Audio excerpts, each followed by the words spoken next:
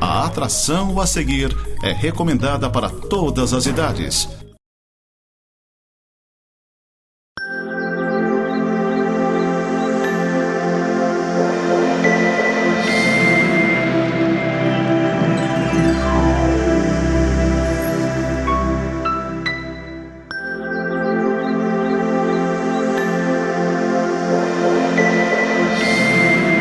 Graça e paz, queridos irmãos, sejam bem-vindos a mais um programa Semeando para a Vida Eterna da Igreja Presbiteriana de Lages.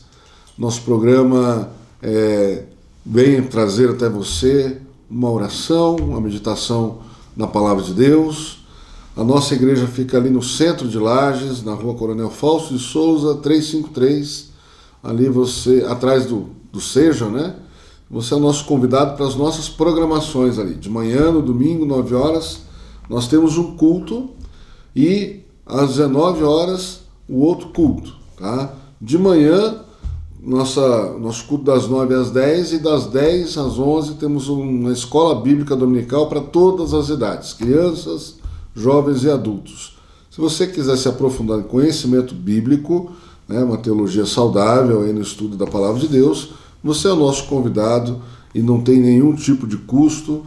Você pode participar, pode perguntar e você vai crescer espiritualmente também. Nós vamos ter uma palavra dos patrocinadores do nosso programa e depois nós vamos orar, pedindo que Deus esteja nos abençoando na iluminação da exposição da palavra dele. Vamos à palavra dos patrocinadores. Clínica Médica e Odontológica Vida Nossa. Situada no centro de Lages, conta com a especialista em ultrassonografia, doutora Vanessa Gerber, nos atendimentos de ultrassom geral, músculo-esquelético, obstétrico e Doppler. E também com atendimento odontológico com o Dr. Fernando Gerber, nos serviços de cirurgia, estética, prevenção, clínica geral e implantes. Clínica Vida Nossa, Rua Correia Pinto, número 638, Centro, em frente à Praça da Estátua do Correia Pinto. Então nós vamos orar a Deus agora, pedindo que Ele esteja derramando sua graça, seu amor e sua bênção sobre a nossa vida. Oremos. Deus e Pai, nós te agradecemos por mais um dia que o Senhor nos dá de vida, Deus. Bênção do Senhor, alegria no Senhor, Deus, nós temos em saber que o Senhor cuida de nós, está conosco, que o Senhor tem um propósito para cada vida, que o Senhor tem também, ó Deus, um plano para cada um que está ouvindo este programa, que o Senhor esteja aquecendo os corações, iluminando as mentes e traga na Tua palavra, ó Deus, direção, conforto, que o Senhor esteja, ó Pai, mostrando o Teu amor eterno e bendito sobre cada um daqueles que o Senhor ama, Pai. Em nome de Jesus, nós te agradecemos por essa oportunidade. Amém. Queridos, nós vamos meditar na Palavra de Deus no texto de uma carta que o apóstolo Paulo escreveu a uma cidade chamada Colossos, né? Então essa carta, aqueles irmãos que moravam ali naquela cidade chamada Colossos, é chamada Carta aos Colossenses. E esta carta, o apóstolo vai dar diversas instruções sobre a comunhão dos irmãos na igreja. Nós vamos ler aqui no capítulo 3, dos versículos 12 ao 17. Se você tiver sua Bíblia aí, acompanhe, mas o texto será colocado aí para você ler enquanto eu faço esta leitura.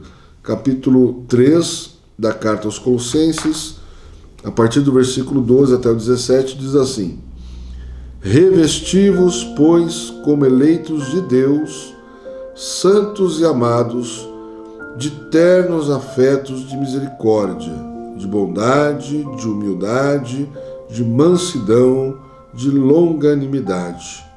Suportai-vos uns aos outros, perdoai-vos mutuamente, caso alguém tenha motivo de queixa contra outrem. Assim como o Senhor vos perdoou, assim também perdoai vós. Acima de tudo isto, porém, esteja o amor, que é o vínculo da perfeição. Seja a paz de Cristo o árbitro em vosso coração, a qual também foste chamados em um só corpo, e sede agradecidos. Habite ricamente em vós a palavra de Cristo. Instruí-vos e aconselhai-vos mutuamente em toda a sabedoria, louvando a Deus com salmos e hinos e cânticos espirituais, com gratidão em vosso coração. E tudo o que fizerdes, seja em palavra, seja em ação, fazei-o em nome do Senhor Jesus, dando por ele graças a Deus Pai. Amém. Queridos, quero convidar uma reflexão. Existe um conto, né? Eu não sei exatamente a origem desse conto, mas diz o conto que havia um certo homem que vivia numa casa, num pequeno sítio, né? E o seu filho morava numa casa próxima.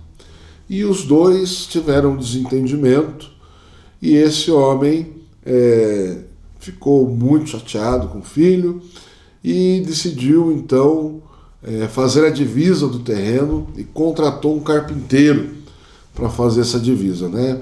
Contratou esse carpinteiro para que ele construísse um muro, né, para separar ali a sua residência da residência do seu filho. Havia um pequeno lago já fazendo a divisão deste terreno, mas o homem queria que fizesse ali um muro que ele não enxergasse nem a casa do filho mais. E esse homem foi contratado e passou alguns dias ali. Esse senhor viajou enquanto esse homem fazia esta obra, né? E aí, quando esse senhor voltou, para o espanto dele, o carpinteiro não havia construído um muro, havia construído uma ponte sobre o lago que dava acesso à casa do filho. E ele se espantou e brigou e questionou, né, o carpinteiro: mas por que você está fazendo isso? Ele falou assim: você não vai querer passar o resto da sua vida isolado, longe do seu filho, né? Então, a melhor coisa que você tem a fazer é atravessar essa ponte, se acertar com ele. E foi isso que foi feito. E graças a isso eles se reconciliaram, e um certo dia esse homem precisou da ajuda do seu filho e ele correu lá rapidamente por aquela ponte e chegou a tempo de salvá-lo, né, do mal súbito que ele teve. Esse conto ilustra, né, o nosso viver, muitas vezes o nosso cotidiano. Às vezes quando nós convivemos com pessoas, obviamente nós vamos cometer erros, porque somos humanos, né? Somos humanos, cometemos erros. A nossa natureza é uma natureza caída no pecado, é uma natureza que comete enganos, às vezes sem querer, às vezes por querer intencionalmente, né? Mas nós dependemos aí de um Deus que nos ama e nos ama incondicionalmente. Deus nos amou tão incondicionalmente que nos salvou sem nós termos nenhum tipo de virtude que chamasse a atenção de Deus. Então isso chama graça. Graça quer dizer isso, um presente, um dom imerecido, nós não merecíamos. Então Deus nos presenteou com algumas coisas. Uma das coisas que Deus nos presenteou é a comunidade onde nós vivemos, a igreja. E a igreja é composta por vários pecadores, né? Tem gente que fala assim: eu não vou na igreja porque eu sou muito pecador. Então, seja bem-vindo, você é mais um dos nossos pecadores, né? Ou tem gente que critica: eu não vou na igreja porque lá há muita hipocrisia, muitos hipócritas, né? Querem viver uma vida santa, mas são pecadores. Seja bem-vindo também, você é mais um hipócrita que vai congregar com a gente, né? Porque nós estamos buscando a Deus, nós não somos perfeitos. Por isso que nós precisamos de uma comunidade, de um povo que se agrega para buscar louvar o nome de Deus, e por isso mesmo, nós somos pecadores. Isso não justifica as nossas ações, isso explica, muitas vezes, por que nós erramos. Então, o apóstolo Paulo, ele orienta aquela comunidade que está vivendo algum tipo de problema relacional ali. Primeiro ele vai dar o entendimento de que nós podemos adquirir certos comportamentos, ou devemos até adquirir, como uma nova roupagem, né? E ele diz aqui no capítulo 12, no versículo 12, o primeiro que nós lemos: revesti-vos, pois, como eleitos de Deus, santos e amados, de ternos afetos e misericórdias, né? Tem até uma piadinha, diz que algumas denominações exigem usar terno por causa desse versículo, né? Está mandando aqui revestivos de ternos, né? Mas ternos é no sentido de você ter ternura, de você ser amável, não um vestimento terno, né? Essa ternura, essa amabilidade, ela tem a ver com como você trata o próximo. Você deve se vestir disso, deve colocar sobre si o manto do amor, né? Então, afetos de misericórdia, de bondade, de humildade, de mansidão, de longanimidade. Ou seja, todas essas virtudes listadas aqui são virtudes que nós devemos exercer, devemos buscar, devemos nos vestir ou nos revestir, né? Nós temos a nossa constituição, nós temos a nossa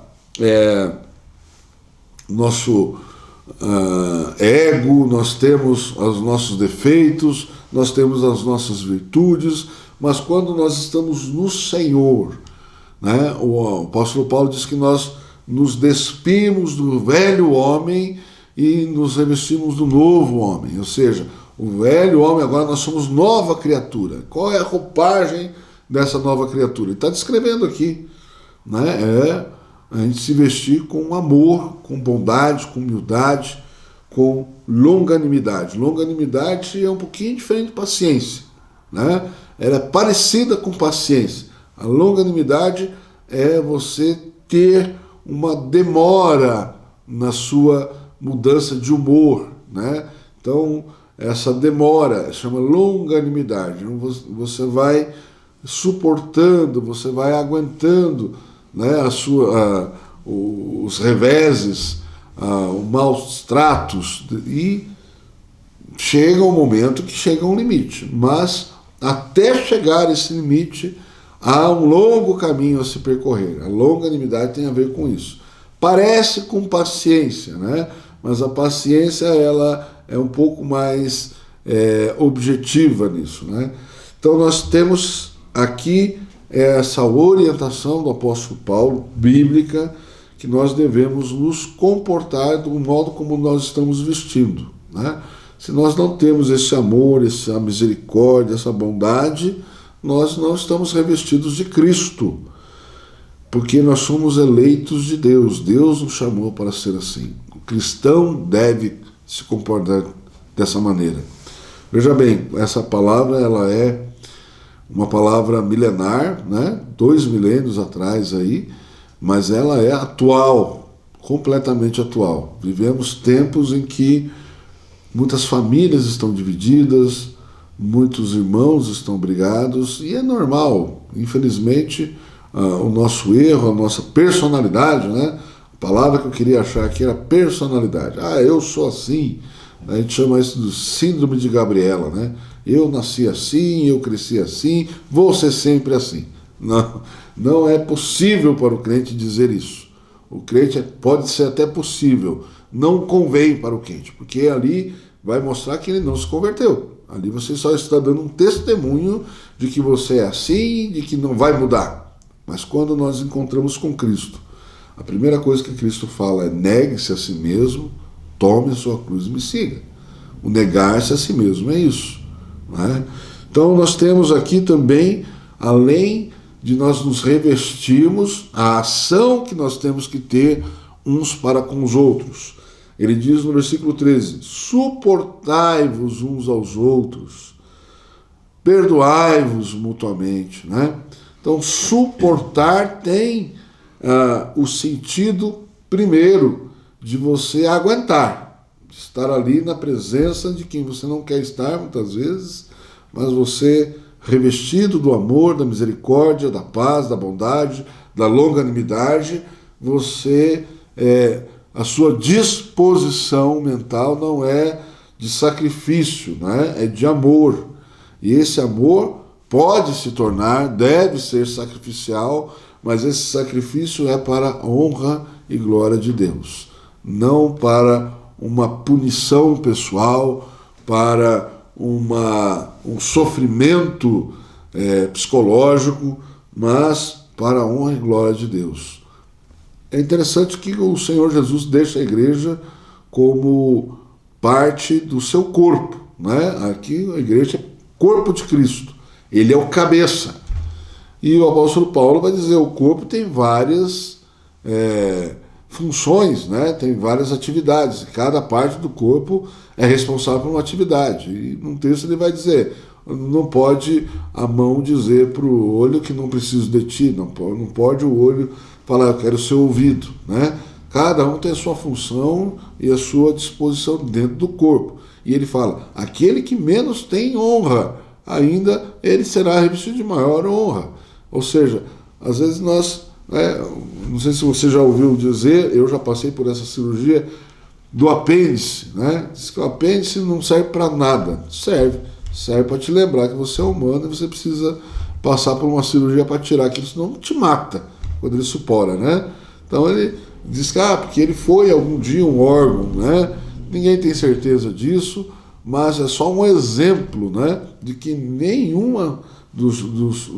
nada do que está no nosso corpo é inútil, nada do que nós temos no nosso corpo não foi planejado, não foi colocado por Deus ali para que tenha uma função no corpo, né?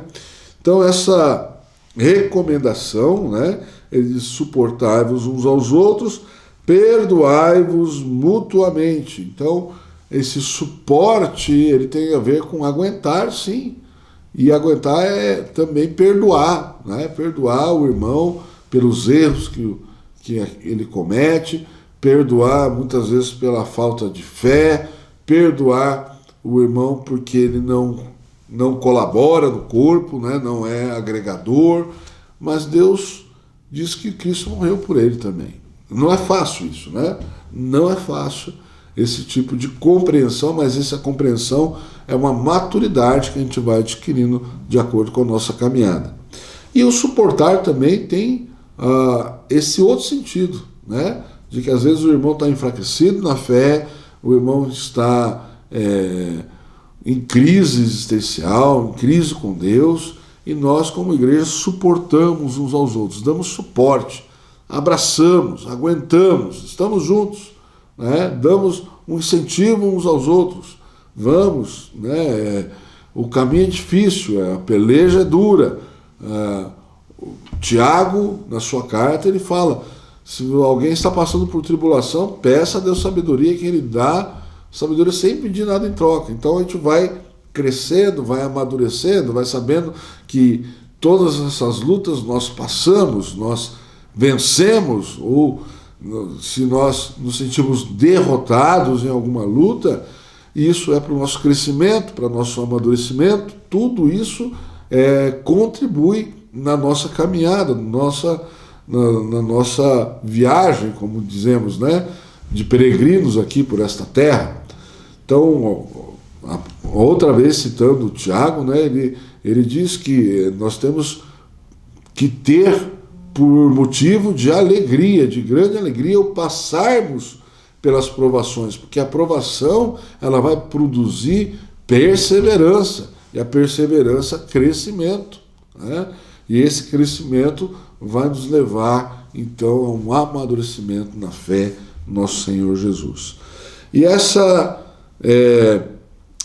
caminhada, essa orientação que o apóstolo Paulo dá para a caminhada dos cristãos aqui, ele vai dar a receita, né? Assim como o Senhor vos perdoou, assim também perdoai vós. Nós temos aqui um parâmetro. Qual é o parâmetro para eu perdoar o próximo? É você mesmo. O que você estava devendo para Deus? A sua dívida era uma dívida pagável, né, a Deus? Se a sua dívida era uma vida, se você entende, eu não fiz nada tão grave assim, você ainda não entendeu que você estava completamente perdido, morto nos seus delitos e pecados, e somente pela graça do Senhor que nos perdoou incondicionalmente, sem nenhuma condição, que nos resgatou da morte para a vida eterna. Então, ele coloca aqui que o amor é o vínculo da perfeição. Nós temos os nossos grupos de estudo durante a semana também, e estamos estudando a carta que o apóstolo Paulo escreveu aos Coríntios. E ali ele coloca um texto, ali no capítulo 8, do 8, 9, 10, sobre os limites da liberdade cristã. Tem gente que tem um entendimento muito amadurecido de questões que nós chamamos cinzentas. A Bíblia não define como pecado, mas essas ações muitas vezes demonstram a nossa idolatria, e vai falar ali sobre carne sacrificada aos ídolos, sobre bebidas, Então, são áreas cinzentas que o apóstolo Paulo diz: aquele que tem entendimento, ele vai falar assim: tudo é dado pelo Senhor. Por que eu vou ser vituperado, Ou seja, você mal falado naquilo que Deus deu para nós? Mas aí ele lembra, falou assim: tem gente que não pensa assim, então você, por amor daquele que pensa diferente de você, que se escandaliza com isso, não faça. Então o amor é o vínculo da perfeição. E no capítulo 13 da primeira carta aos Coríntios, o apóstolo Paulo vai escrever só sobre o amor. Ainda que eu falasse a língua dos anjos e dos homens, sem amor eu nada seria. Lembra desse capítulo? Dessa fala do apóstolo Paulo? Então nós vivemos em comunidade, e a comunidade é o suporte que nós temos para a nossa vida cristã, para o fortalecimento da nossa fé. Na comunidade nós temos pessoas que se dedicam ao ensino, se dedicam ao cuidado dos nossos filhos, do nosso casamento, nas nossas fraquezas, nas nossas doenças. Olha que bênção é você pertencer a uma comunidade chamada cristã, uma comunidade dos salvos em Jesus Cristo. Por isso que Cristo deixou a igreja, É ali onde nós temos todas essas bênçãos, e ele vai falar mais uma vez: sede agradecidos, Sejam gratos, porque isso é possível, porque vocês têm isso, Ele diz assim: seja a paz de Cristo, versículo 15, o árbitro em vosso coração, a qual também foste chamado em um só corpo, e sede agradecidos. Nós somos chamados em um só corpo, e nós temos que agradecer a Deus. É certo que teremos decepções, é certo que pessoas nos magoarão, mas nós temos que nos revestir deste amor como eleitos de Deus, e perdoar um ao outro, e seguir em frente e crescermos juntos para a honra e glória de Deus. Eu espero que essa palavra chegue ao seu coração, você compreenda, entenda. Pode ser que você esteja passando por um momento difícil, procure uma comunidade cristã, você será abraçado, será recebido. Se assim não for, peça a Deus que lhe ilumine e lhe leve a uma comunidade que faça isso por você. Lhe abrace, lhe dê suporte, lhe ame, assim como Deus nos amou e dispensou seu grande amor por nós. Deus abençoe e até o nosso próximo encontro, se Deus quiser.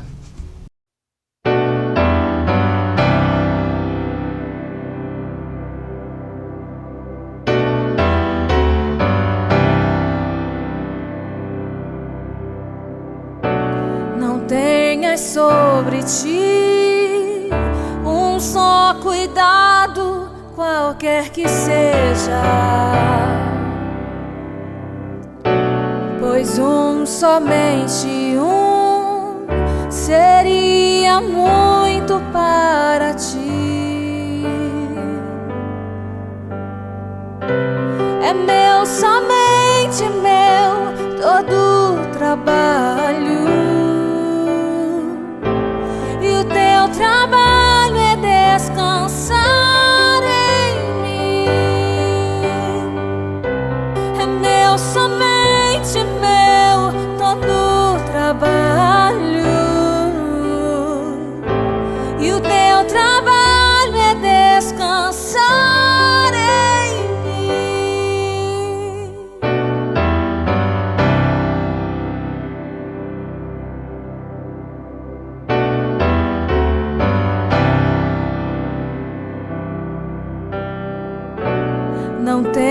Mas quando enfim tiveres que tomar decisão, entrega tudo a mim, confia de todo o coração. É meu, somente meu, todo o trabalho. E o teu trabalho é descansar em mim. É meu, somente meu,